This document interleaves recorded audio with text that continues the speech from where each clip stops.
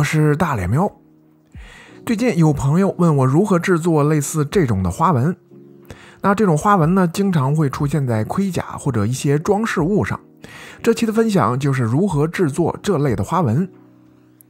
首先在灯箱的笔刷这里双击 Curves 这个文件夹，然后选择这个笔刷。正常使用呢，就是画出一条曲线，接着点击，就形成这样的一个形状，非常普通的形状，完全没有任何特点。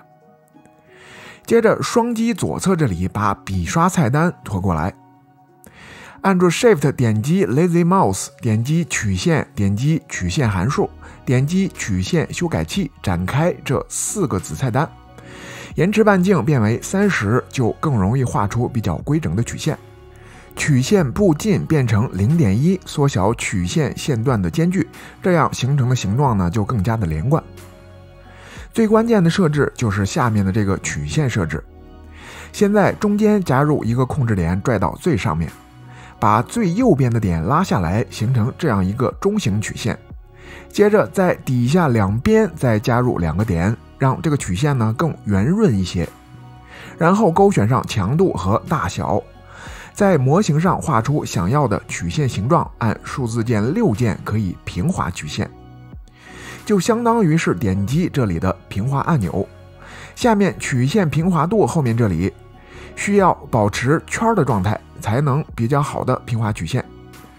接着调整一个合适的笔刷强度，点击曲线。那现在的形状呢就变得有点意思了，但是呢两头尖尖的形状有点太弱了。左边这里取消强度后再点击一下曲线，那这个形状看着就舒服多了，然后再把强度点回来。经过对笔刷的修改，最终形成了这样的形状。这个形状呢作为花纹来使用也是不错的。接下来就是在刚才笔刷的基础上实现这个切割的效果。这里就需要用到这个功能 Thickskin， 可以理解为厚度。当输入一个厚度值的时候，任何对模型的操作使得模型达到这个厚度的时候呢，多余的模型就会被切割掉，就是这么个功能。拿最普通的移动笔刷来举个例子，打开 Thickskin， 按住 Alt 向外拽，达到厚度值的时候，多余的部分就被切割掉了，形成这样的一个按钮的形状。同样的道理，向内拖拽达到厚度值的时候呢，多余的部分也被切掉了。所以里外都有这个厚度的界限。再回到刚才的模型这里，如果强度不够，达不到厚度值，就会维持原来的形状，比如两边尖尖的形状这部分。所以加大 Z 强度后再点击曲线，这次的切割效果就会更好一点。接着左侧点掉强度，再点击曲线，那最后呢得到了这个想要的效果。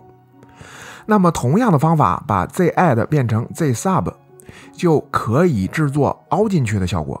点击曲线之前呢，要把左侧的强度点亮。这里还有一个比较重要的参数，就是笔刷的大小。不同的笔刷大小呢，效果也是不一样的，所以要选择合适的笔刷大小。制作出了突出和凹进去的效果后，就可以制作第3种效果了。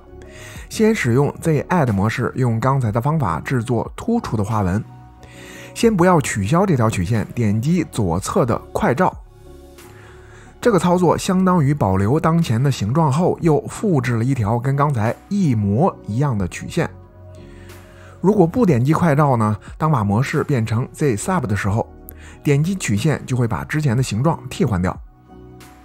点击快照后呢，再点曲线是绘制新的形状，而不是替换原来的形状。然后这里先关掉 Thickskin， 相当于把目前的形状固定住。再打开 Thickskin， 它就会以当前新的模型重新去定义厚度。接着把 Z 强度调到100，调整一个合适的笔刷尺寸，再次点击曲线，就形成了这样一个花纹的形状。善加利用 Thickskin 就可以做出很多意想不到的效果。能力一般，水平有限，希望能帮助到你。这期的分享就到这里，感谢观看的你，我们下期见。